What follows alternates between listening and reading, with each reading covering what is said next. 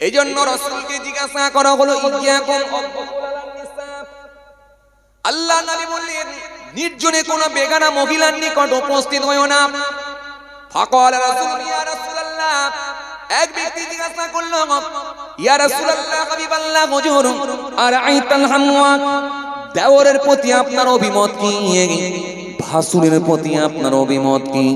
আল্লাহ নবী বললেন ক্বালা আল হামওয়াল মাউত, আল্লাহ নবী বললেন দেওর হলো মৃত্যু তুল্য, ভাসুর হলো মৃত্যু তুল্য। মৃত্যুর হাত থেকে তোমরা যেমন বাঁচার চেষ্টা করো, আমি রাসূলুল্লাহ বলছি দেওর থেকে তেমনই বাঁচো। মৃত্যুর হাত থেকে তোমরা যেমন বাঁচার চেষ্টা করো, আমি রাসূলুল্লাহ বলছি ভাসুরের হাত থেকে তেমনই বাঁচার চেষ্টা করো। এই ভাইরা আমার, বাবাজিরা আমার শোনেন, দেওর যদি একটা মহিলার জন্য মৃত্যু তুল্য হয়, ভাসুর যদি একটা মহিলার জন্য মৃত্যু তুল্য হয়, এবার আপনাকে আমি জিজ্ঞাসা করব চাঁদ রাতে তাহলে বুনায়ের সঙ্গে কি বসিরহাট বাজারে মার্কেটিং করা যায়? কথা বলেন না কেন, কথা বলছেন না কেন? দেওর যদি মৃত্যু তুল্য হয়, ভাসুর যদি মৃত্যু তুল্য হয়, তাহলে এবার আপনারা বলেন এই জলসা রাতে পরপুরুষের সঙ্গে বাবাজি আমার ভাইরা হাত ধরে কি দোকানে ঘোরা যায়? দেওর যদি মৃত্যু তুল্য হয়, ভাসুর যদি মৃত্যু তুল্য হয়, তাহলে বলেন তো জলসা রাতে বুনায়ের হাত ধরে কি এই মার্কেটে মার্কেটে ঘোরা যায়? এই জন্য বাবাজি আমার ভাইরা পর্দাটার জায়গাটাই আপনি যদি না মেনে নিতে পারেন, তাহলে মনে রাখবেন জাহান্নামী হতে হবে। কারণ পর্দাও হলো আপনার জন্য আল্লাহ ফরজ করে দিয়েছেন। আর আপনি যদি আপনার মেয়েকে না বাঁচাতে পারেন, আপনার বিবিকে যদি না বাঁচাতে পারেন, আপনার বোনকে যদি না বাঁচাতে পারেন, আপনার যদি মাকে না বাঁচাতে পারেন, তাহলে কিয়ামতের ময়দানে হয়তো আপনাকেও দায়ুস ব্যক্তি হিসাবে আল্লাহ চিহ্নিত করতে পারেন। এই জন্য শুধু নিজে বাঁচবেন না, নিজে নামাজ নিজে দাঁড়িয়ে নিজে জুব্বা পরে ছেড়ে দিলেই হবে না। রাতের অন্ধকারে আপনার মেয়েটা যদি এই বাবাজি মার্কেটে যদি ঘুরে ঘুরে বেড়ায়, এর দায়ভারও কিন্তু আপনাকে নিতে হবে, এর দায়ভারটাও কিন্তু আপনাকে নিতে হবে। রাসূল করিম সাল্লাল্লাহু আলাইহি ওয়াসাল্লাম বললেন মহিলা যদি চারটে কাজ করে খুব সহজেই জান্নাতে যাবে। আল মারআতু ইযা সাল্লাত খামসাহা ওয়া সামাত শারহা ওয়া আহসানাত ফারজাহা ওয়া আতাত বালাগাহা ফালতাদখুল মিন আবওয়াবিল জান্নাতি সাম। আল্লাহ নবী বললেন যদি মহিলা চারটে কাজ করে আল্লাহ রাব্বুল আলামিন তার ঠিকানা জান্নাত করে দেবেন। জোরে বলতে পারেন না? আরো জোরে হয় না? কটা কাজ? জোরে বলো কটা? চারটে। কি কি চারটে জানেন আপনারা? এই কথা বলেন, চারটে কি কি জানেন? জানেন না? জানেন আপনারা, ভুলে গেছেন। কে বলেছে জানেন? আপনারা জানেন, ভুলে গেছেন। বসিরহাট এলাকার লোক জানবে না? বসিরহাট এলাকার লোক জানবে না মানে জানেন, আপনারা ভুলে গেছেন। মাত্র চারটে কাজ। হে তরুণিয়া নওজোয়ান জামাকেরা, ইয়া মাই মুরব্বিয়ানিরা, বাবারা শুনে কে দিন বাবা, বাবারা জেনে কে দিন বাবা। আবার নবী সুন্দর করে বললেন এক নম্বরে হলো আল মারআতু ইযা সাল্লাত খামসাহা, মহিলা যদি 5 ওয়াক্ত নামাজ আদায় করে। শুনছেন কথা? ও ঠান্ডা বেন না, শুনে বেশি ওয়াজ করব, সব আপনাদের জানা আছে, একবার জাস্ট খালি মনে করিয়ে দিচ্ছি, স্মরণ করিয়ে দিচ্ছি, একটু রিপিট করে দিচ্ছি। মাঝে মাঝে পুরনো পড়াগুলো পড়তে হয় তো, না হয়নি? কথা বলেন, পুরনো পড়া পড়তে হয় না মাঝে মাঝে? হ্যাঁ, যারা হিপস করে ওদেরকে জিজ্ঞাসা করে দেখবে, ওনারা যেমন নতুন পড়া মুখস্থ করে সবক দেয়, আবার আমুকতাও দেয়, জিজ্ঞাসা করে দেখবে, আমুকতাও দেয়, তার মানে পুরানো পড়া দিচ্ছে। জি, পরীক্ষার আগে যে ছেলেগুলো দেখবেন মাধ্যমিক উচ্চ মাধ্যমিক দেবে, প্রিপারেশন নেই, ওরা যেমন নতুন দিকটাও পড়ে পুরনো দিকটাও পড়ে, টোটাল সাবজেক্টটাই কিন্তু কমপ্লিট করার চেষ্টা করে, টোটাল সিলেবাসটা কমপ্লিট করার চেষ্টা করে। পুরনো পড়াও কিন্তু পড়ে, ওরার পড়াগুলো ছাড়ে না। কেন? এটা একটু মনে না করলে আবার যদি পরীক্ষা এসে যায়। এই জন্য বাবাজি আমার ভাইরা, এক নম্বরে কি আল্লাহ নবী সুন্দর করে বললেন, আল-মারআতু ইযা সাল্লাত খামসা, মহিলা যদি 5 ওয়াক্ত নামাজ পড়ে, ওয়া সামাত শাহরা, রমজান মাসে রোজা রাখে, ওয়াহসানাত ফারজাহা ওয়া আতাদ বালাহা, আল্লাহ নবী বললেন 3 নম্বর হলো নিজের শরীরটাকে, দেহটাকে আবৃত করে ঢেকে রাখে। 4 নম্বর হলো যাদের বিয়ে শাদী হয়েছে, স্বামীর মন জয় করে, স্বামীর সন্তুষ্টি অর্জন করে, স্বামীকে খুশি রাখে। আমি রাসূলুল্লাহ বলছি, এই 4টে কাজ করলে আল্লাহ রাজি হয়ে গিয়ে জান্নাতে প্রবেশ করার অনুমতি দিয়ে দেবে। শুনছেন? তাহলে 1 নম্বরে কি 5 ওয়াক্ত নামাজ, খুব ধ্যান দেন। 5 ওয়াক্ত নামাজ, এটা হলো নাম্বার 1। কোন মহিলাগুলো, যে মহিলাগুলো নাবালিকা থেকে সাবালিকার খাতায় পদার্পণ করেছে, সাবালিকার খাতায় পৌঁছেছে, ওই মহিলাগুলো 5 ওয়াক্ত নামাজ ছেড়ে দিতে পারবে না। 5 ওয়াক্ত নামাজ তাকে পড়তে হবে। শরীয়ত যে কারণে তার জন্য ছাড় দিয়েছে, শরীয়তের হুকুম ছাড়া সে কিন্তু ইচ্ছাকৃতভাবে নামাজ ছেড়ে দিতে পারবে না। দ্বিতীয় নম্বরে, 2 নম্বরে কি রমজান মাসে রোজা রাখা। দ্বিতীয় নম্বরে হলো রোজার মাসে রোজা রাখে। দ্বিতীয় নাম্বার হলো রমজান মাসে আল্লাহ রাব্বুল আলামিন 1 মাস রোজা ফরজ করে দিয়েছে। ওই মহিলাগুলো রোজা রাখবে কারা? নাবালিকার খাতা থেকে সাবালিকার খাতায় যারা পদার্পণ করেছে, শরীয়ত যে কারণে তার জন্য ছাড় দিয়েছে, সেটা ছাড়া ইচ্ছাকৃতভাবে সে রোজা ছাড়তে পারবে না। রমজান মাসে রোজা রাখবে।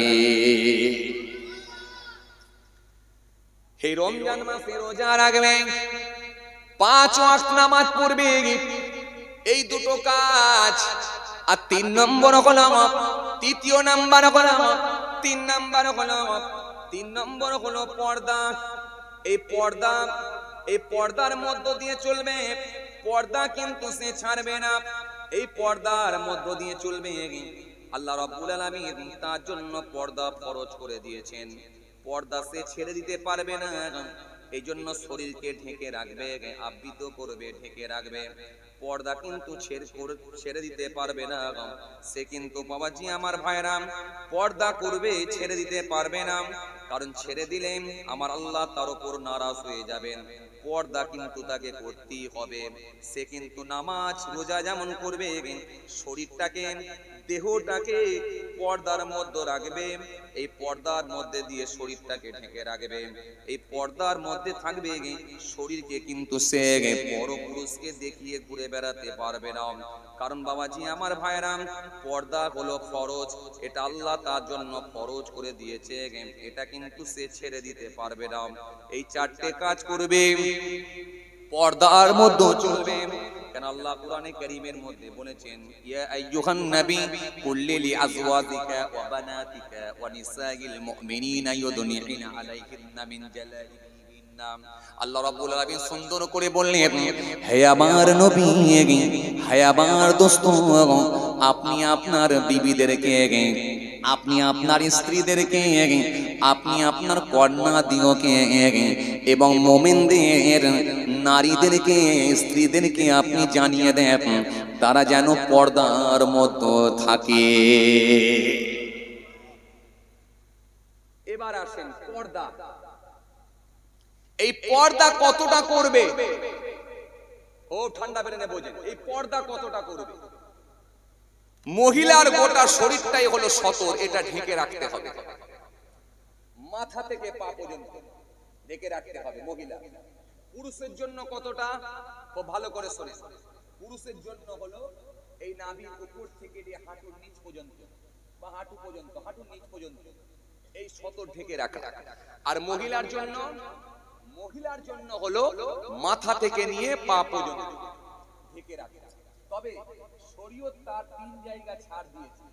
1 নম্বরে কি? 1 নম্বরে এই জায়গাটা ছাড় দেওয়া। শুনছেন আপনারা? এই জায়গাটা ছাড় দেওয়া। দ্বিতীয় নম্বরে এই জায়গাটা ছাড় দেওয়া হয়েছে, এই জায়গাটা ছাড় আছে, এই জায়গাটা ছাড় আছে। আর 3 নম্বরে কি, এই যে পায়ের গিরা দেখছেন না, এই যে এর নিচের অংশটা, এই জায়গাটা খালি ছাড় দেওয়া আছে। বাকি কোনো জায়গা কিন্তু সে ছেড়ে দিতে, কথা বলছেন না কেন, ছেড়ে দিতে খুলে রাখতে পারবে না। তবে ফাকিহগণের মতে, ওলামায়ে কেরামদের মতে, আজকের দিনে বর্তমানে এই ফাসাদের যুগেতে মানুষের মনগুলো খারাপ হয়ে যাওয়ার কারণে, মানুষের দৃষ্টি খারাপ হয়ে যাওয়ার কারণে বলা হয়েছে কি, মুখটা পর্যন্ত, অর্থাৎ এই পর্যন্ত ঢেকে রাখো, এই পর্যন্ত ঢেকে রাখো। কারণ মানুষের দৃষ্টি খারাপ হয়ে যাওয়ার জন্য। কথা শুনছেন কি বলছি? তাহলে এই পর্যন্ত ঢেকে রাখা, বলছেন, তাহলে এই পর্যন্ত ঢেকে রাখা, বাকি গোটা শরীরকে সে ঢেকে রাখবে এবং ঢিলা পোশাক দিয়ে তার শরীরকে সে পরপুরুষের হাত থেকে সুরক্ষিত রাখবে। এটা হলো পর্দা, এটা হলো পর্দা। ভাইরা আমার, বাবাজিরা আমার, আপনাদেরকে এবার আমি একটা কথা বলি। ভাইরা আমার, বাবাজিরা আমার, রাসূলকে জিজ্ঞাসা করা হলো, ইয়াকুম আদ-দুখুল আলান নিসা, ফাকাল রাসূলুল্লাহ ইয়া রাসূলুল্লাহ আরাআইতাল হাম, ক্বালা আল হাম ওয়াল মাউত। রাসূলকে জিজ্ঞাসা করা হলো, ইয়াকুম আদ-দুখুল আলান নিসা। আল্লাহ রাসূল কি বললেন? নির্জনে কোন বেগানা মহিলার নিকট উপস্থিত হইও না। ইয়াকুম আদ-দুখুল আলান নিসা, নির্জনে কোন বেগানা মহিলার নিকট উপস্থিত হইও না। কারণ নির্জনে কোন বেগানা মহিলার নিকটে গেলে তৃতীয় ব্যক্তি হিসাবে সেখানে উপস্থিত হয়, সে হলো কে? শয়তান, ইবলিস শয়তান। ইনি হলেন মিস্টার ইবলিস শয়তান, তৃতীয় ব্যক্তি হিসাবে উপস্থিত হয়। এই শয়তানকে, শয়তানকে জানেন তো? এর বাপের নাম হচ্ছে খব্বিস, মায়ের নাম হচ্ছে নিলবিশ, আর বেটার নাম হচ্ছে ইবলিস। এই ভয়ঙ্কর চিজ, ভয়ঙ্কর জিনিস। বেটার নাম হলো ইবলিস, ভয়ঙ্কর জিনিস। এর জন্ম কোথায় গ্রহণ করেছে? কোথায় জন্মগ্রহণ করেছে? বলেন, জাহান্নামের আগুনে জন্মগ্রহণ করেছে। এই জিনিসটা কিন্তু খুব ভয়ঙ্কর জিনিস। এর নাম হলো, কথা বলে, এর নাম হলো ইবলিস। এই জিনিস খুব ভয়ঙ্কর জিনিস, নাম হলো ইবলিস। এইজন্য আল্লাহ বললেন, ওয়ালা তাত্তাবিউ খুতুওয়াতিশ শাইতান, শয়তানের পথ তোমরা ধরো না, অনুসরণ করো না। আমি আল্লাহ বলছি, ইন্নাহু লাকুম মুবিন, নিশ্চয় সে হলো তোমাদের প্রকাশ্য শত্রু, প্রকাশ্য দুশমন। কথা শুনছেন? কিন্তু সেই শয়তানকে আজকে আমরা বন্ধু হিসাবে গ্রহণ করেছি। কথা বলেন ঠিক কিনা? এই কথা বলেন ঠিক কিনা? শয়তানকে আমরা বন্ধু হিসাবে গ্রহণ করে নিয়েছি। ইবলিস বলছে, রাতের বেলা ওয়াজ শুনতে যাবি, যা আপত্তি নেই, কিন্তু বিকেল বেলা, জলসার দিনে বিকেল বেলা একটা লটারির টিকিট মেরে দে। বিকেল বেলা লটারির টিকিট যদি মেরে দিস, জলসা রাতের বেলা শুনবি, অন্তত নিয়ত করে লটারির টিকিট মার। আল্লাহ যদি লটারি একটা লেগে যায়, ওই জলসায় আমি নিজে একটা 5,000 টাকা আমি ওখানে দান করব। একটা নিয়ত করে মার, ভালো দিনে আছে, ইনশাআল্লাহ লেগে যেতে পারে। আমরা বললাম, হ্যাঁ ঠিক আছে। ইবলিস বলছি, জলসা শুনতে যাবি, আপত্তি নাই, শুনতে যা, তবে রাত জেগে ওয়াজ শুনবি, রাত 1:30 2 পর্যন্ত হবে। এত রাত পর্যন্ত কি করে জাগবি? অন্তত পকেটে 2 ব্যান্ডেল বিড়ি নিয়ে যা, মাঝে মাঝে চায়ের দোকানে যাবি আর 2টো করে টান দিবি, দিয়ে বলবি জলসা কিন্তু ভালোই হচ্ছে। আমরা বললাম, হ্যাঁ ঠিক আছে, ঠিক আছে, মেনে নিয়েছি। ইবলিস বলছে, ওয়াজ শুনতে যা, আপত্তি নেই, জলসা শুনতে যাবি, যা, আমি মানা করব না। তবে জলসার দিনে, ভালো দিনে রাতের বেলা ওয়াজ শুনবি। সকাল বেলা যখন মাছ বিক্রি করবি, তবে মনে রাখ, এই টাটকা মাছের রক্ত নিয়ে পচা মাছের গায়ে লাগিয়ে দিবি, চড়া দামে বিক্রি করে দিবি। বেলা 12টার সময় বলবি, টাটকা মাছের রক্ত, টাটকা মাছ আমি কাটছি আর রক্ত বেরোচ্ছে, লোকে তোর কথা বিশ্বাস করবে। আমরা বললাম, হ্যাঁ ঠিক আছে। কথা বলছেন না কেন? কথা বলে। ইবলিস বলছে হ্যাঁ জলসা শুনতে যাবি যা, আমি বারণ করব না। তুই পালসার মোটরসাইকেল নিয়ে ছেঁড়া একটা প্যান্ট পরে, ঢিলে একটা গেঞ্জি পরে, চুলের একটা কাটিং মেরে পালসার মোটরসাইকেল নিয়ে ওয়াজ শুনতে যা। তোর মাকে বলবি আমি ওয়াজ শুনতে যাচ্ছি, তোর মা বিশ্বাস করবে। তবে মনে রাখ সন্ধ্যা থেকে নিয়ে শেষ দোয়া পর্যন্ত যেন বসবি নি। মার্কেটে মার্কেটে ঘুরে বেড়াবি আর দোকানে দোকানে লাইন দিবি, পারলে ফোন নম্বর গুলো জোগাড় করবি। আমরা বললাম হ্যাঁ ঠিক আছে। কথা বলছেন না কেন? এই যুবকরা বলছেন না কেন? কথা বলে। আমরা বললাম হ্যাঁ ঠিক আছে। ইবলিস বলল শোন আমার আপত্তি নেই, কিন্তু মনে রাখ এই সুযোগগুলো যেন হাতছাড়া করবি না। আমরা বললাম হ্যাঁ ঠিক আছে। সেই ইবলিসের কথা মেনে নিয়ে এসে বসি বলে এই জন্যই জলসা আমাদের কোনো উপকারে আসে না। হে তরুণিয়া নওজওয়ান যুবকেরা, তৎকালীন সময়ে বাবাজি আমার ভাইরা এত লাইটিং ছিল না, মানুষের হাতে পয়সা ছিল না, এত সুন্দর সুন্দর স্টেজ বানানো হতো না, এত দামি দামি মাইক সেট ছিল না, এত সুন্দর প্যান্ডেল হতো না, এত ভালো ভালো চেয়ার দিয়ে মানুষকে বসার ব্যবস্থা করে দেওয়া হতো না। এত চেয়ার তাদের হাত না, তাদের পয়সা ছিল না, চেয়ারের ব্যবস্থা হতো না, চেয়ার টিয়ারের ব্যাপার ছিল না, সিংহাসনের ব্যাপার ছিল না। ছেঁড়া চাটাইয়ের ওপরে, ছেঁড়া পাটির ওপরে, ছেঁড়া তিরপলের ওপরে বসে বসে বসে বসে ওয়াজ হয়েছে, ওয়াজ শুনেছে। যারা ওয়াজ করেছেন তারা আল্লাহর ওলি হয়েছিলেন, যারা বসে বসে ওয়াজ শুনেছে তাদের অন্তরে এমন ওয়াজগুলো গেঁথে গিয়েছিল, ওই ওয়াজের মধ্যে এমন তাসির ছিল, আল্লাহকে রাজি করে তওবা করে মাফ চেয়ে নিয়ে মাহফিল থেকে বাড়ি চলে গেছে। পরবর্তী সময়ে সেই মানুষগুলো আল্লাহর ওলি হয়ে গেছে।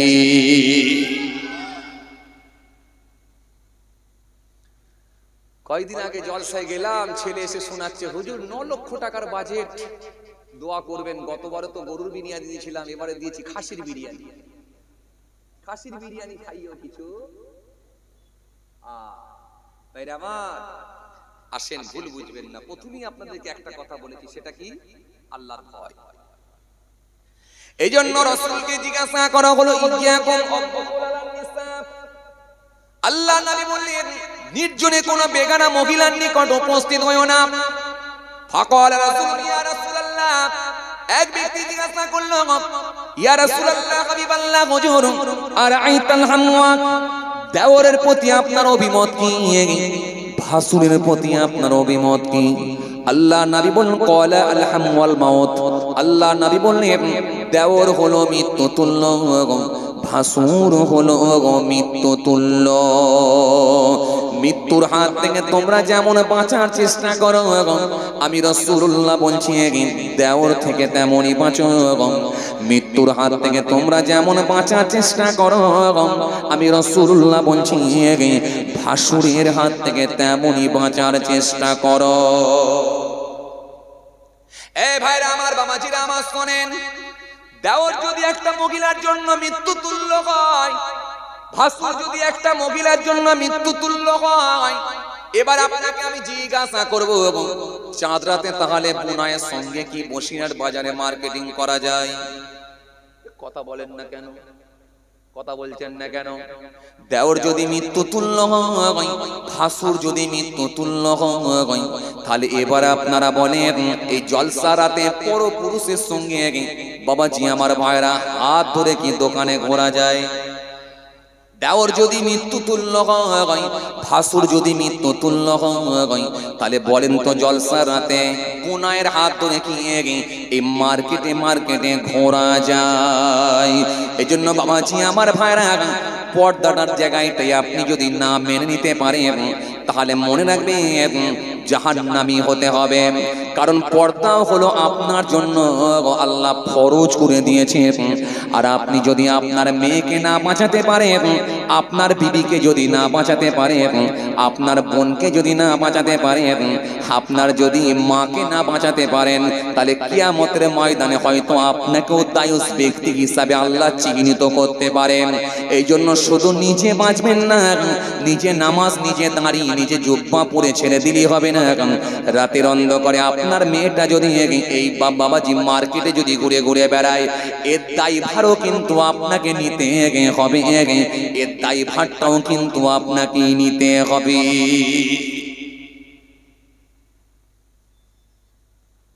কথা কিছু বুঝে যাচ্ছে? ও বাবাজি, শূন্যস্থান পূরণ করছি,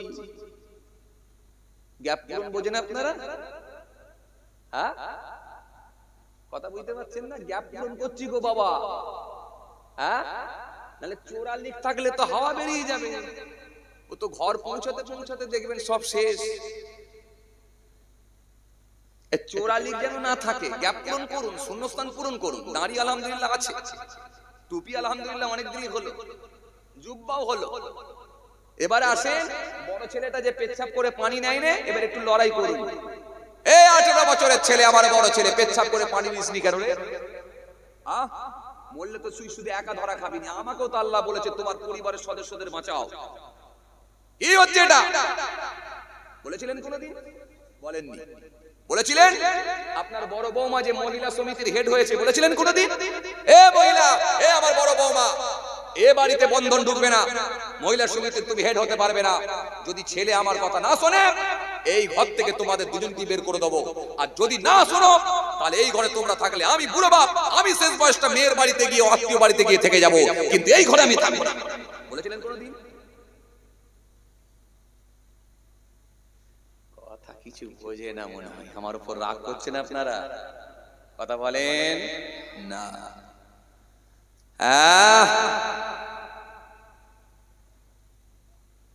এত সহজ নয়। আল্লাহ কোরআনে কারীমের মধ্যে বলেছেন, ইয়া আইয়ুহাল্লাযীনা আমানুত্তাকুল্লাহ ওয়া দারু মা বাকিয়া মিনার রিবা ইন কুনতুম মুমিনিন। হে ঈমানদার, তোমরা আমাকে ভয় করো, আর সুদ সংক্রান্ত যত ভাগ বকিয়া আছে, সুদের ব্যাপার আছে, সব সেগুলোকে তোমরা পরিত্যাগ করো। ইন কুনতুম মুমিনিন, যদি তোমরা মুমিন হও, মুমিন হও। ইয়ামহাকুল্লাহু রিবা ওয়া ইরবিস সাদাকা আল্লাহু লা ইউহিব্বু কুল্লা কাফারিন আযীম। আল্লাহ বলেন, দান সাদকাকে আমি আল্লাহ বাড়িয়ে দিই, বৃদ্ধি করে দিই, সুদকে আমি আল্লাহ ধ্বংস করে দিই। সেই সুদের সঙ্গে তোমরা যদি সম্পৃক্ত হও, এটা তো আল্লাহ কখনো ছেড়ে দেবে না, ছেড়ে দেবে না। ভাইরা আমার, বন্ধুরা আমার, সাথী মহব্বতের ভাইরা, আপনার বাড়িতে যদি হারাম খাদ্য ঢোকে আর আপনি মনে মনে ভাবছেন নাজাত পাওয়া যাবে, নাজাত পাওয়া যাবে না। বাড়িতে আপনি বিহায়াপনা করার একটা সুযোগ তৈরি করে দিয়েছেন, আপনার বাড়িতে বড় একটা কি বলে, আপনার দেওয়ালেতে একটা বিরাট 26 ইঞ্চি একটা ডিসপ্লে বসিয়ে দিয়েছেন, আর আপনি যে মসজিদে খুব নামাজ পড়ছেন নাকি? অত সহজ নয়, অত সহজ নয়। ভাইরা আমার, বন্ধুরা আমার, সাথী মহব্বতের ভাইরা, ভুল বুঝবেন না, রাগ করবেন না, বোঝার চেষ্টা করেন। জি বাবাজি আমার ভাইরা, আল মারআতু আওরাতুন ফাইযা খরাজাত ইস্তাশরাফা আশ-শাইতান। ভাইরা আমার, বাবাজিরা আমার, রাসূল করিম সাল্লাল্লাহু আলাইহি ওয়াসাল্লাম বলেছেন, মহিলা হলো গোপনীয় বস্তু। মহিলা যখন বাহির হয়, পুরুষদের চোখে শয়তান তাকে আকৃষ্ট করিয়া দেখায়। এইজন্য মহিলাকে সব সময় সেফটি জায়গায় থাকতে হবে, এটাই হলো শরীয়তের হুকুম। পা থেকে মাথা পর্যন্ত ঢেকে রাখো, শুধুমাত্র বোরখা পরলে হয় না। আজকের দিনের বোরখা, হাই রে হাই, বোরখা তো গোটা শরীর, বোরখাতে যেন মনে হচ্ছে ডিজিটাল আয়না লাগানো আছে। কথা ঠিক কিনা ভুল বলে? বোরখার যা ডিজাইন, হাই রে হাই। আবার ওই বোরখাগুলো মার্কেট থেকে কিনে নিয়ে এসে সেই বোরখাগুলোকে আবার নিয়ে এসে আবার দর্জি ঘরে পাঠিয়ে আবার স্কিন টাচ বানাচ্ছে। কথা বলছেন না কেন? জি, এই স্কিন টাচ জামা পরা, স্কিন টাচ বোরখা পরা, পুরুষের জন্য হোক মহিলার জন্য হোক, এগুলো হলো হারাম। আপনাকে ঢিলা পোশাক পরিধান করতে হবে, ঢিলা পোশাক করতে হবে, যাতে করে শরীরের কোনো অঙ্গ বোঝা না যায়। এমন একটা চাদর পরুন, এমন একটা জামা পরুন, এমন একটা বোরখা পরুন, যাতে করে শরীরের কোনো অঙ্গ বোঝা না যায়। রাসূল করিম সাল্লাল্লাহু আলাইহি ওয়াসাল্লামের দরবারে একজন অন্ধ সাহাবী আসছেন, উম্মে মাকতুম, অন্ধ সাহাবী আসছেন। আল্লাহ নবীর দরবারে একজন অন্ধ সাহাবী আসছেন।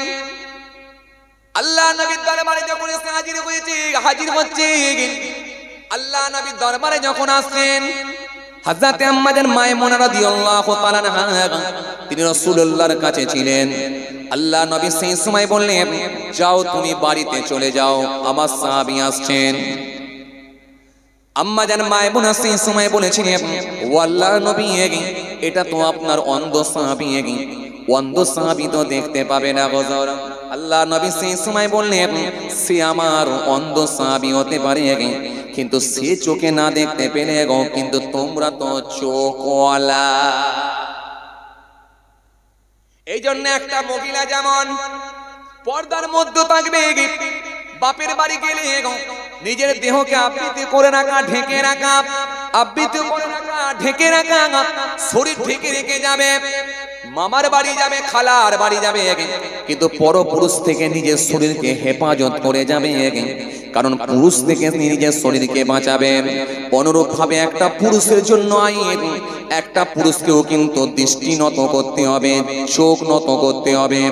একটা পুরুষ কিন্তু দৃষ্টি নত করে চলবে, চোখ নত করে চলবে। বাবাজি আমার ভাইরা, বাসে করে যাচ্ছে, ট্রেনে করে যাচ্ছে, চোখেতে যদি একবার পড়ে যায়, সঙ্গে সঙ্গে মুখটা ঘুরিয়ে নেওয়া।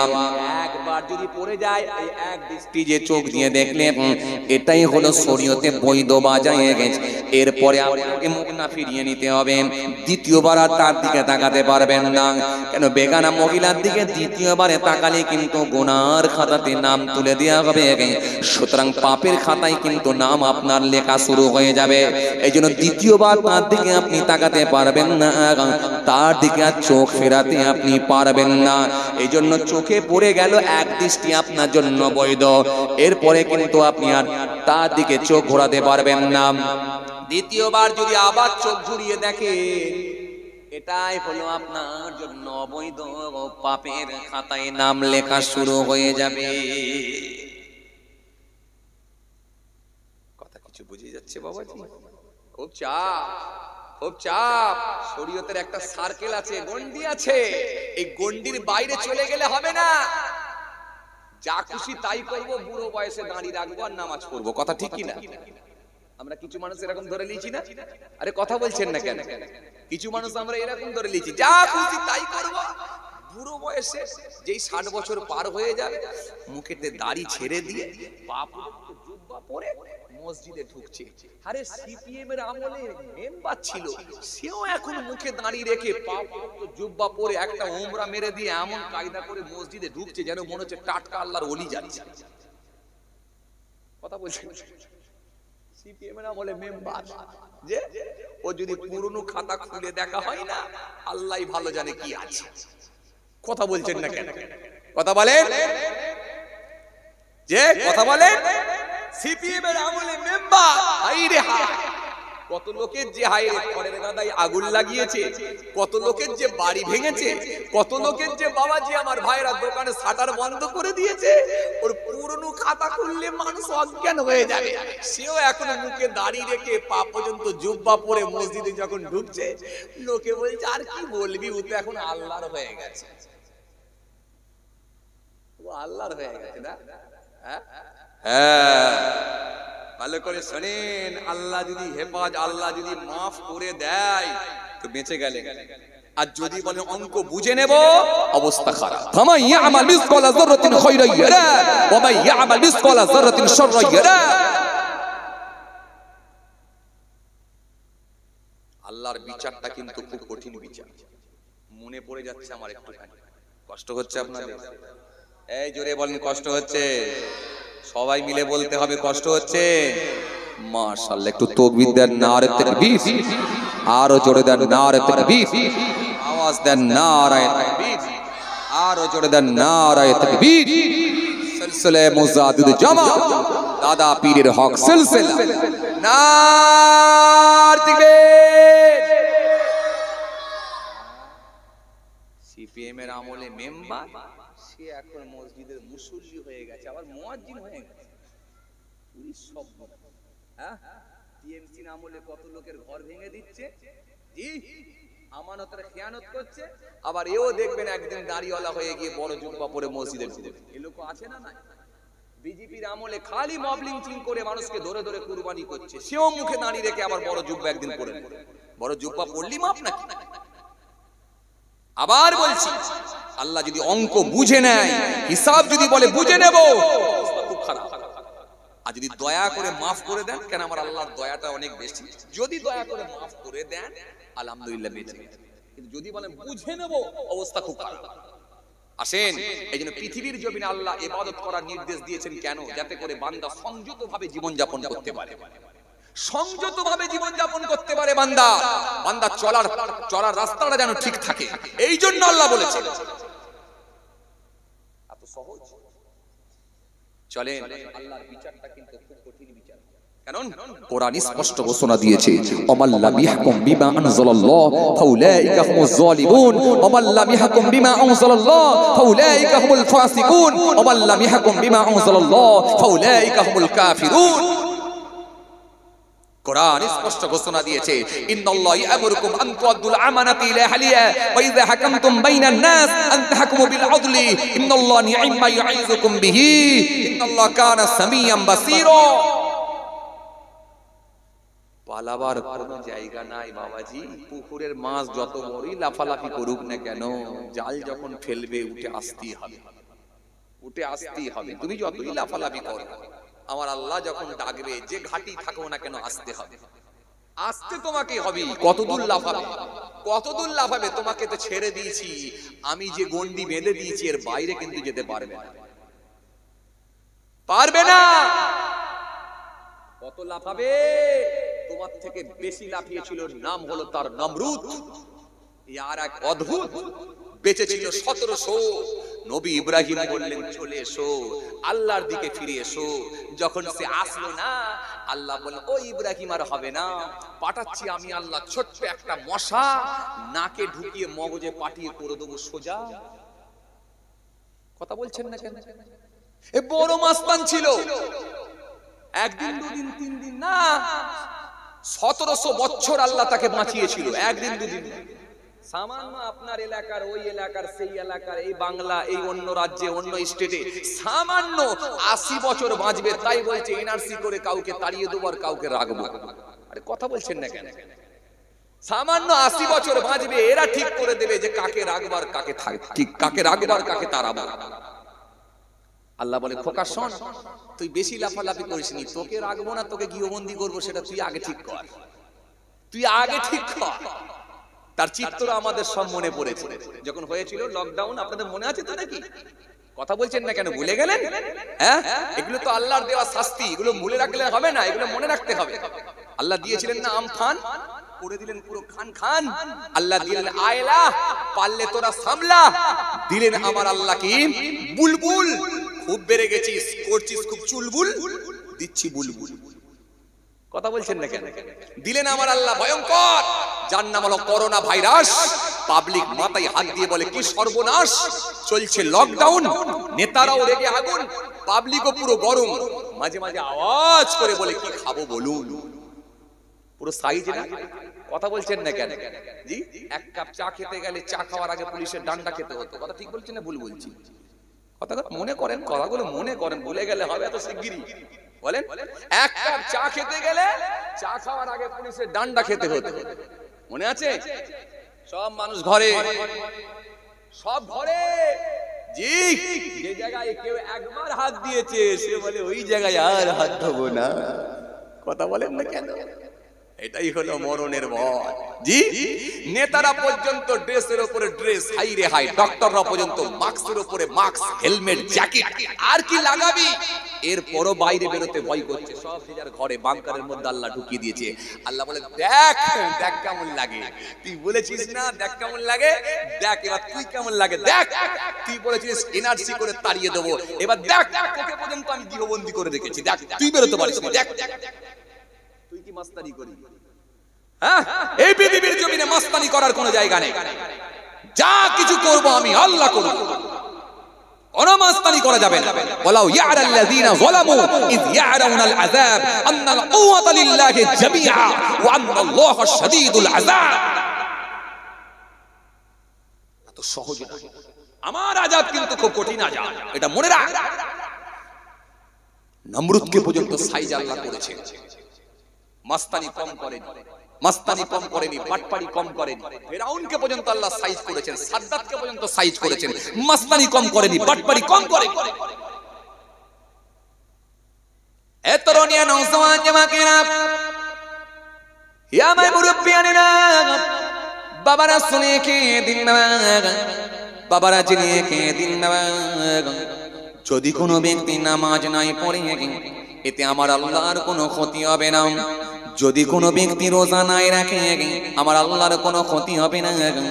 যদি কোনো ব্যক্তি আল্লাহর ফরজ আইনগুলো না মানে এতে আমার আল্লাহর কোনো ক্ষতি হবে না। যদি কোনো ব্যক্তি রাসূলুল্লাহর সুন্নতগুলো না মানে এতে আমার রাসূলুল্লাহর আমার আল্লাহর কোনো ক্ষতি হবে না। বরং আল্লাহ যে আইন করে দিয়েছেন, আল্লাহ যে আইন পৃথিবীর জমিনে দিয়েছেন, এই আইন যদি প্রতিষ্ঠিত না করা হয়, এই আইন যদি না মেনে চলা হয়, বরং কিন্তু সে তার নিজের বিপদ নিজে ডেকে নিয়ে আসবেন। কারণ আল্লাহ কাউকে ছাড়বেন না। ওয়ালা তা'তাদু, সীমা লঙ্ঘন করো না। ইন্নাল্লাহু ইউহিব্বুল মুতাদিন, নিশ্চয় আমি আল্লাহ সীমা লঙ্ঘনকারীদেরকে পছন্দ করি না। এই জন্য যদি কেউ নামাজ পড়ে, রোজা রাখে, শরীয়তের হুকুম আহকামগুলো পরিপূর্ণভাবে মানে, যদি সে মেনে নেয়, পৃথিবীর জমিনে তার হাঁটা, তার খাওয়া, তার লেবাস, তার পোশাক, তার চাওয়া, তার হাঁটা, তার পারিবারিক জীবন, সাংসারিক জীবন, রাজনৈতিক জীবন, অর্থনৈতিক জীবন, সামাজিক জীবন, সবটাই যখন নবীর নকশায় হয়ে যাবে, পৃথিবীর জমিনে ফাসাদ প্রতিষ্ঠিত হবে না, পৃথিবীর জমিনে কোনো অন্যায় প্রতিষ্ঠিত হবে না। এই জন্য আল্লাহ বলছেন তোমরা আমার আইনকে মেনে নাও, আমার নির্দেশ অনুযায়ী চলো, তাহলে পৃথিবীর জমিনে কোনো অন্যায় কাজের দিকে তোমরা অগ্রসর হতে পারবে না। কারণ তোমাদের ভেতরে আমি আল্লাহর ভয় ঢুকে যাবে, আর আমি আল্লাহর ভয় ঢুকলেই তোমরা মুত্তাকি হয়ে যেতে পারবে। ইয়া আইয়ুহান নাসু উবুদু রাব্বাকুমুল্লাযী খালাকাকুম ওয়াল্লাযীনা মিন ক্বাবলিকুম লাআল্লাকুম তাত্তাকুন। হে মনুষ্য জাতি, হে মানব সকল, তোমরা রবের ইবাদত করো যিনি তোমাদেরকে সৃষ্টি করেছেন, তোমাদের পূর্বের মানুষগুলোকে সৃষ্টি করেছিলেন। উদ্দেশ্য অন্য কিছু নয়, লাআল্লাকুম তাত্তাকুন, যাতে করে তোমরা মুত্তাকি পরেজগার খোদাভীরু হতে পারো। জোরে বলতে পারেন না? আরো জোরে হয় না? তোমরা আমার আইন মানলে কি হবে? তোমরা অন্যায় কাজ করতে পারবে না। কেন?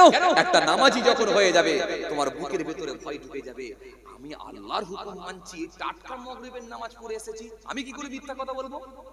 আমি কি করে মিথ্যা কথা বলবো? তুমি রোজার মাসে রোজা রেখেছো, টাটকা বলবে আমি রোজাদার, আমি কি করে মিথ্যা বলবো? আমি কি করে পাল্লা পড়লে কম দেবো? তোমার ভেতরে একটা ভয় ঢুকে যাবে। এই জন্য আমি বলছি আমার আইনগুলো তোমরা প্রতিষ্ঠিত করো, আমার আইন মেনে নাও, যাতে করে পৃথিবীর জমিনে তোমরা সংযতভাবে চলাফেরা করতে পারো, সংযতভাবে কথাবার্তা বলতে পারো।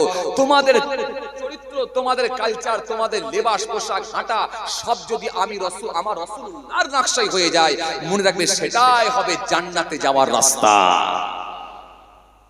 কথা বুঝে আসছে? না হলে আমি আল্লাহ কিন্তু জাররা জাররা হিসাব করি। আমি আগে বলতে বলতে চলে এলাম, কষ্ট হচ্ছে নাকি আপনাদের? জোরে বলেন মাশাআল্লাহ। আসেন, আমি বলতে বলতে চলে এসেছিলাম। জি, হাজরত দাউদ আলাইহিস সালামের নাম কি আপনারা শুনেছেন? কথা বলছেন না কেন? এই জোরে বলেন, নাম শুনেছেন? আহা, কথা বলছেন না কেন? দাউদ আসলামের নাম শুনেছেন? আরে বাবা একটু জোরে বলেন না, শুনেছেন? শুনেছেন? দাউদ আসলাম নবী ছিলেন না রাসূল ছিলেন?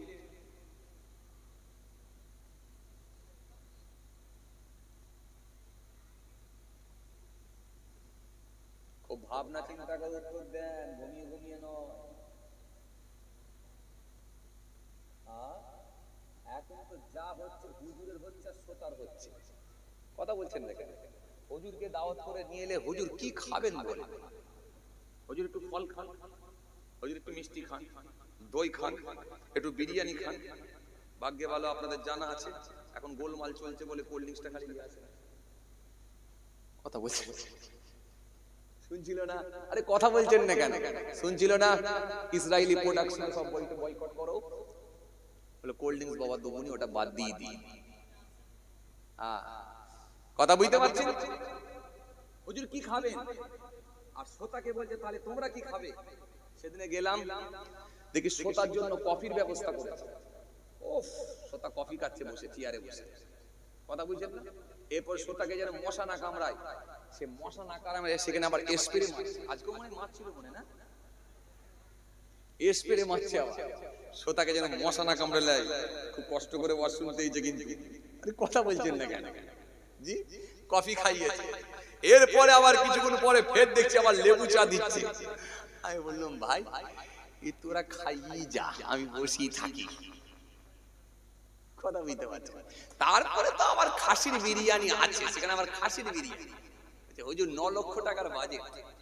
ওফ, সব কমিটির ছেলেদের দেখছি এক কালারের পাঞ্জাবি, এক কালারের পায়জামা, এক কালারের বুট। কথা বলছেন না কেন? আর চুলের কাটিংও সব এক ডিজাইনের, সব ডান দিকে ফেলেছে আর বাঁ দিকে লম্বা ফাটা দাগ মেরেছে। কথা বলছেন না কেন? পুরো এই দিকে ফাটা, এই দিকটা ফাটা, এই দিকটা ছাঁটা, এই দিকটা ফাঁকা, ওপরটা ঢাকা। নাম দিয়েছে বাটি। বুক চাপড়ে বলছে আমরা কিন্তু খাঁটি। এই আপনাদের এখানে এরকম নয়, অন্য জায়গার কথা বলছি। আচ্ছা, আপনার এখানে ছেলেরা আবার বলবে হুজুর আমাদিকে বলছে নাকি? না, এখানে ছেলেরা নয়, অন্য জায়গায় হয়েছে বলে বললাম। কথা বলতে পারছি। আসলে ছেলেদের ধারণা আছে জোহরের নামাজ না পড়লেও চলবে, আসর না পড়লেও চলবে, মাগরিব না পড়লেও চলবে, কিন্তু জলসা একটা ভালো করে দিতে হবে। কথা বলছেন না? সারা মাস যদি রোজা না রাখি তাও চলে যাবে, কিন্তু চাঁদ রাতের লাইটিং গেট না যদি ভালো হয় তাহলে কিন্তু ধর্ম মানা হলো না। কথা বলছেন না কেন? বলেন, কথা বলেন। চাঁদ রাতের কিন্তু লাইটিং ভালো করতে হবে, গেট ভালো করতে হবে, আর প্যান্ডেলে কিন্তু সুন্দর করে ঈদের মাঠটাকে কিন্তু সাজাতে হবে, না হলে কিন্তু ধর্ম মানা হবে না। আরে কথা বলছেন না কেন? একটা কেটিএম গাড়ি কিনেছি তো কি হয়েছে? আরে বাবা ছেঁড়া প্যান্ট পরেছি তো কি হয়েছে? কানে দুল পরেছি তো কি হয়েছে? হাতে বালা পরেছি তো কি হয়েছে? মাথায় ফাটা দাগ দিয়েছি তো কি হয়েছে? আমার দেখো দেখিনি গ্লাসের উপরে লেখা আছে নাকি কেজিএন খাজা গরিবে নামাজ। কে বলেছেন ধর্ম মানি? কথা বলছেন, কথা বলছেন না কেন? ও জানে ফাটা প্যান্ট হলো সমস্যা নেই, কানে দুল পড়লো সমস্যা নেই, হাতে বালা পড়লো সমস্যা নেই, ছেঁড়া প্যান্ট পড়লো সমস্যা নেই। যদি খাজা গরিবে নামাজ লিখে দিই না কেজিএন, তাহলে কিন্তু এই গাড়ি আর কখনো উল্টাবে না। কোথা থেকে পেয়েছে আল্লাহই ভালো জানে। এই মশলা যে কোথা থেকে পেয়েছে আমি জানি না ভাই। জি ভাইরা আমার, বন্ধুরা আমার, রাগ করবেন না, ভুল বুঝবেন না, বোঝার চেষ্টা করেন। জি, শুধু খাজা গরিবে নামাজ এই যে কেজিএন লিখে দিয়ে কিন্তু ধর্ম মানা হয় না। আসলে আপনাকে ধর্মের বিধানটা বুঝতে হবে। আপনার মধ্যে নামাজ থাকবে, রোজা থাকবে, তাসবিহ থাকবে, শরীয়তের বিধান হুকুম থাকবে, তারপরে কেজিএন লিখবেন, কাজে লাগবে। আপনার মধ্যে নামাজ থাকবে, রোজা থাকবে, শরীয়তের বিধান, শরীয়তের হুকুম থাকবে, শরীয়তের উপরে আপনি প্রতিষ্ঠিত হবেন, এই পুরো পরিপূর্ণভাবে মেনে নেবেন। এরপরে যদি আপনার গ্লাসের উপরে যদি আল্লাহ নাম লেখেন, কাজে লাগবে। আর না হলে আপনি শরীয়তের কোনো হুকুম মানবেন না, আর একবার স্টিকার দিয়ে শুধুমাত্র কেজিএন লিখে দেবেন, তারিখে আপনি বেঁচে যাবেন। একটা প্যান্ট পরেছে তাও গোটাটাই ফাটা। হাই রে, ভাগ্যে ভালো শীতকালটা ছিল, শীতকালটা এলে তবে পরে একটু গোটা। কি বলেন আপনারা? আসে ভাইরা আমার, বন্ধুরা আমার, মহব্বতের ভাইরা, আপনারা কি আমার উপর রাগ করছেন? ভাই আসেন, আগের ওয়াজ কিন্তু কমপ্লিট হয়নি, ওইদিকে আমি ফিরে আসবো। যেহেতু আমাদের সামনে বলতে শুরু করেছিলাম, এই দাউদ আসলামের নাম কি আপনারা শোনেননি? জোরে বলেন না, শুনেছেন? শুনেছেন? শুনেছেন যখন বলতে পারছেন না কেন? দাউদ আসলাম নবী ছিলেন না রাসূল ছিলেন? জোরে বলেন। নবী ছিলেন। তবে মাশাআল্লাহ ভালোই তো বলছেন, ভালোই তো বলছেন, হ্যাঁ এ তো ভালোই তো বলছেন, নবী ছিলেন। হ্যাঁ, আচ্ছা নবী কে আর রাসূল কে? হুজুর এই তো গোলমাল, এত জিজ্ঞেস করলে কি আর উত্তর দেওয়া যায়? মাঝে মাঝে জিজ্ঞাসা করেন, আরে কথা বলেন কি বলেন আপনারা? আসলে সব জানেন, কেন বলেন তো? বসিরহাট এলাকার মানুষ কোনো ওয়াজ জানে না, এটা হয় না, এটা হয় না। আসলে গোলমালটা কোথা জানেন? আমরা কিছু মানুষ যখন ওয়াজ শুনতে যাই না, আমাদের মনগুলোকে সব অন্য জায়গায় পাঠিয়ে দিই, মানে নেটওয়ার্ক চলে যায়। কথা বলছেন না কেন? এই যে দেখছেন না, এই যে মোবাইল আছে, এর যদি নেটওয়ার্ক চলে যায়, মোবাইলটা আপাতত কোনো কাজ নাই। আপনি ফেসবুক চালাবেন, গোল হয়ে ঘুরবে, হোয়াটসঅ্যাপ চালাবেন, গোল হয়ে ঘুরবে, কেউ আর খুলবে না। কিন্তু কথা বলছেন না কেন?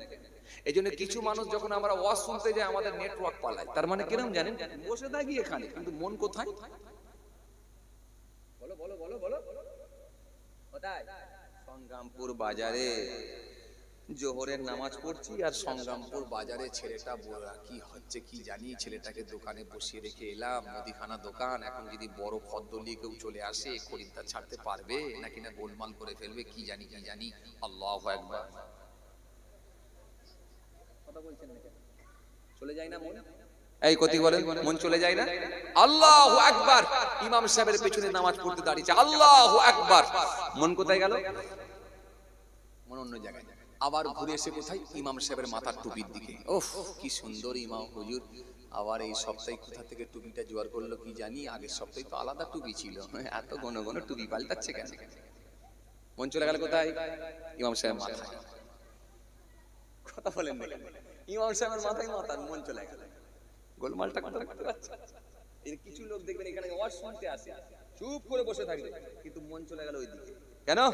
ওই যে সেদিনে বউয়ের সঙ্গে ঝগড়া হয়েছিল, কি জানি বউ এখনো রাগ করে আছে নাকি, কি জানি কি হবে। কি বিপদ! এই নেটওয়ার্ক যদি চলে যায়, আপনি নিতে পারবেন, আর যদি নেটওয়ার্ক আপনার ঠিক থাকে, আপনি সব নিতে পারবেন। ভাইরা আমার আসেন, ভুল বুঝবেন না, এই নেটওয়ার্ক যেন না পালিয়ে যায়। কথা বুঝতে পারছেন? এক লোক বেচারা মসজিদে নামাজ পড়ছে, কথা বুঝতে পারছেন? এখন ইমামের পেছনে নামাজ পড়ছে, নামাজ কমপ্লিট হয়ে যাওয়ার পরই ইমাম সাহেবের দিকে তাকিয়ে বলছে, হুজুর আপনি তো 3 রাকাতে সালাম ফিরিয়ে দিলেন। ইমাম সাহেব বলে, কি সর্বনাশ, জোহরের নামাজ পড়াচ্ছি, 3 রাকাতে মেরে দিয়েছি, যা কি হলো রে ভাই, এ কি করে হলো? তারপরে ইমাম সাহেব পাশে আর একজন মুসল্লি আছে, মুসল্লির নাম ধরে বলছে, ভাই আচ্ছা আমি 3 রাকাতে সালাম ফিরিয়েছি না 4 রাকাতে ফিরিয়েছি? তখন ওই মুসল্লিটা একটু মাথাটা চুলকে নিয়ে বলছে, হুজুর আমার তো মনে হচ্ছে আমি 4 রাকাতেই সালাম ফিরিয়েছি। যাক, ইমাম সাহেবের বুকে একটু ধরে এলো, কথা বুঝতে পারছে না, যাক তাহলে ঠিকই আছে। ইমাম সাহেব বলছে, তো তুমি 3 রাকাত বলছো, ইনি তো 4 রাকাত বলছে। তখন বলছে, হুজুর, ওই লোকটা বলছে, প্রথমের লোকটা বলছে, হুজুর ও জানে না হুজুর, আমি 3 রাকাতই সালাম ফিরিয়েছি। কি সর্বনাশ, তো আমার টেনশনে বাড়িয়ে দিল, হ্যাঁ মহাবিপদ। তখন ইমাম সাহেব বলছে, দাঁড়া, বলে পাশে আরেকটা মুসল্লি আছে, এখন তার দিকে তাকিয়ে বলছে, আচ্ছা ভাই আপনি বলেন তো আমি 3 রাকাতে সালাম ফিরিয়েছি না 4 রাকাতে ফিরিয়েছি? তখন ও লোকটা একটু কানটাকে মুলকেলি বলছে, একটু কানটাকে আঙুল দিয়ে বসে নিয়ে বলছে, হুজুর আমার মনে হচ্ছে আপনি 4 রাকাতই সালাম ফিরিয়েছেন। বলে, দেখো দেখিনি, তোমরা দুজনই বলছো 4 রাকাতে সালাম ফিরিয়েছি, আর এ বেটা একাই বলছে খালি 3 রাকাতে ফিরিয়েছি। তখন এই লোকটা বলছে, না হুজুর ও জানে না, ও জানে না, ও জানে না, ও জানে না, খালি তুমি জানো। তোমার এতটা কনফিডেন্স কি করে হলো যে আমি 3 রাকাতে ফিরিয়েছি? তখন বলছে, হুজুর বলবো? বলে, হ্যাঁ বলো। বলে, হুজুর আমি যখন দোকানে তালা মেরে আসি না, আমার ওই কোলাপসিয়াল গেটে না 4টে তালা আছে হুজুর, তো প্রত্যেকটা তালা মারা হয়েছে নাকি সিজদায় গিয়ে দেখে লি। কথা বুঝতে পারছেন? আজকে যখন 3টে তালা মারা হয়েছে দেখলাম হিসাব করে, তখন দেখলাম আপনি সালাম ফিরিয়ে দিয়েছেন, তার মানে বুঝতে পারলাম যে 3 রাকাতই মেরেছেন। কথা বুঝতে পারছেন? আসলে এ লোক থাকে এখানে, ভাইরা খুব মুশকিল, খুব মুশকিল। এই জন্য নামাজে যখন দাঁড়াবেন মন থাকবে কোন দিকে? আল্লাহ আমাকে দেখছেন, আল্লাহ আপনাকে দেখছেন। এটা যদি মনে করতে পারেন ওই নামাজটাই কিন্তু সঠিক হবে। কেন? তখন আপনার ভেতর আল্লাহর ভয় এসে যাবে। রুকুটা ঠিক মতো হবে, সিজদাটা ঠিক মতো হবে, কিয়ামটা ঠিক মতো হবে, কেরাতটা শুদ্ধভাবে হবে। কেউ দেখছেন, আল্লাহ দেখছেন। নামাজ পড়তে হবে খুব আদবের সঙ্গে, খুব আদবের সঙ্গে, খুব ধৈর্যের সঙ্গে, খুব বিনয়ের সঙ্গে নামাজ পড়তে হয়। কারণ আল্লাহ আমাকে দেখছেন, আল্লাহ আমাকে দেখছেন, দেখছেন আমি কার সামনে দাঁড়িয়ে আছি। দুনিয়ার কোন রাষ্ট্রপতির সামনে নয়, দুনিয়ার কোন এমএলএর সামনে নয়, দুনিয়ার কোন এমপির সামনে নয়, দুনিয়ার কোন মানুষের সামনে নয়। আমি দাঁড়িয়ে আছি আমার বাবুত আল্লাহর সামনে, তিনি আমাকে দেখছে। সুতরাং তিনি যেন নামাজটাকে কবুল করেন। যদি তিনি নামাজটাকে কবুল করলেন তবেই তো নামাজ পড়ে আমার সার্থক হলো।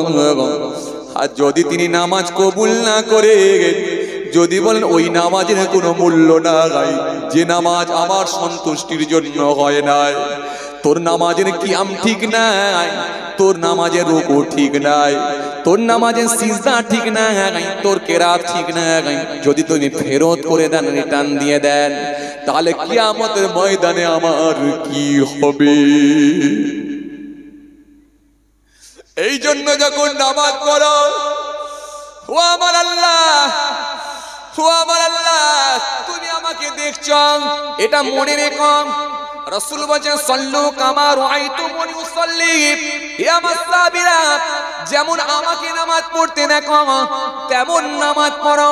সাহাবীদের নামাজ এমন ছিল, এত মনোযোগ দিয়ে নামাজ পড়তেন। দুশমনের দল তীর ছুঁড়েছিলেন, দুশমনের দল তীর ছুঁড়েছিল এবং সেই তীর এসে সাহাবার শরীর মোবারক এসে লাগে, রক্তে জমিনটা লাল হয়ে যায়। এরপরে সাহাবী বুঝতে পারেন না যে দুশমনের দল আমাকে তীর নিক্ষেপ করেছে। সাহাবী ডান দিকে বাঁ দিকে সালাম ফিরিয়ে দিয়ে গেলেন। অন্য সাহাবী বললেন, হুজুর আপনার শরীরে দুশমনের দল তীর ছুঁড়েছে, হুজুর এখনো পর্যন্ত তীর আপনার শরীরে গেঁথে আছে, হুজুর আমি কি তীরটা টেনে বের করাবো? সাহাবী বলেছিলেন, শুনুন ও আমার রাসূলুল্লাহ, সাহাবী শুনেন, আমি যখন নামাজ পড়ছি না, দুশমনের দল কখন তীর মারলো আমি সাহাবী একটু টের পেলাম না। আর একবার আমি দাঁড়িয়ে যাই, আর একবার আমি নামাজ পড়ব, আর একবার আমি দাঁড়িয়ে যাই। কেন? এখন যদি আপনি টেনে বার করেন এই যন্ত্রণা আমি সাহাবী সহ্য করতে পারবো না। আর একবার আমি নামাজে দাঁড়িয়ে যাই। এই কথা বলে আর একবার যখন নামাজে দাঁড়িয়ে যাব, আপনি আমার শরীর থেকে তীর টেনে বের করবেন। সাহাবী আর একবার নামাজে দাঁড়িয়ে গেলেন, সাহাবী শরীর থেকে শরীর মোবারক থেকে তীরটা টেনে বের করলেন। তীরটা টেনে বের করার পরে সাহাবী ডান দিকে বাঁ দিকে সালাম ফিরিয়ে আর একজন সাহাবীকে জিজ্ঞাসা করলেন, ভাই তীরটা কি টেনে বের করেননি? সেই সময় সাহাবী বললেন, ভাই আপনার শরীর থেকে তো তীর আমি টের করে নিয়েছি। সাহাবী বললেন, বিশ্বাস করে আল্লাহর কসম করে বলি, নামাজ যখন আমি পড়ছিলাম, কেরাত যখন আমি পড়ছিলাম, এত সুন্দর লাগছিল, এত তৃপ্তি পাচ্ছিলাম, এত অনুভূতি আমার মধ্যে আসছিল এবং এত মজা আসছিল। কখন তীর মারলো বুঝতে পারলাম না, আর কখন যে আপনি তীরটা টেনে বের করলেন আমি সাহাবী একটু বুঝতে পারলাম না, টের পেলাম না। এরপরেও রাসূল বলছেন, সাল্লু কামা রাআইতুমুনি উসাল্লি, যেমন আমাকে নামাজ পড়তে দেখো হে আমার সাহাবীরা তেমন নামাজ পড়ো। চিন্তা করেছেন একবার? চিন্তা করেছি আমরা একবার? সামান্য একটা নামাজ পড়তে যাচ্ছি, 4 রাকাতে কখনো দাড়ি চুলকাচ্ছি, কখনো মশা মারছি, কখনো মাছি উড়াচ্ছি, গালেতে এমন চর মারলাম যে নামাজ পড়তে পড়তে ইমাম সাহেব পর্যন্ত চমকে উঠল। কি আওয়াজ হলো কিসের ভাই? মশা উড়ে চলে গেল, নিজের গাল লাল হয়ে গেল। এরপরে যখন নামাজ পড়ে বেরিয়ে আসছি, বিরাট অহমিকা নিয়ে বেরিয়ে আসছি, আমি নামাজ পড়ে আসছি। ও ভাই, নামাজ না পড়লে তো অবস্থা খারাপ। পরেও যে অবস্থা ভালো তাও বলা যাবে না। আল্লাহ দয়া করে যদি মাফ করে দেয় তবে একমাত্র বাঁচার লাইন আছে। আর যদি বলে অঙ্ক বুঝে নেব তাহলে অবস্থা খুব খারাপ, কারণ আল্লাহর আইনটা কিন্তু খুব কড়া আইন। আল্লাহ যেমন বান্দাকে ক্ষমা করবেন বলে ওয়াদা দিয়েছেন, কিন্তু আইনও কিন্তু আল্লাহর খুব কড়া, এটাও মনে রাখতে হবে, কারণ আল্লাহর বিচারটা হলো আলাদা। চলুন, আমি বলতে বলতে চলে এলাম দাউদ আসলামের কথা বলছিলাম, তাই তো নাকি? এই মনে করুন দাউদ আসলামের কথা বলছিলাম। এই দাউদ আসলাম ছিলেন নবী এবং রাসূল। রাসূল এবং নবী খুব ভালো করে বুঝবেন, রাসূল এবং নবী। কারণ নবী আর রাসূলের মধ্যে একটা তফাৎ আছে। কি তফাৎ জানেন? জিনার উপর আল্লাহ আসমানি কিতাব দিয়েছেন, আসমানি কিতাব যার উপর এসেছে তিনি হলেন রাসূল। শুনছেন আপনারা? শুনছেন? আর যিনি রাসূল তিনি অবশ্যই নবী, কিন্তু যিনি নবী তিনি রাসূল নাও হতে পারেন। যেমন বনি ইসরাইল গোত্রের মানুষের কাছে আল্লাহ রাব্বুল আলামিন পাঠিয়েছিলেন মুসা কালিমুল্লাহ। এই মুসা আসলামের উপর একটা কিতাব এসেছিল, আসমানি কিতাব। সেটা কোন কিতাব?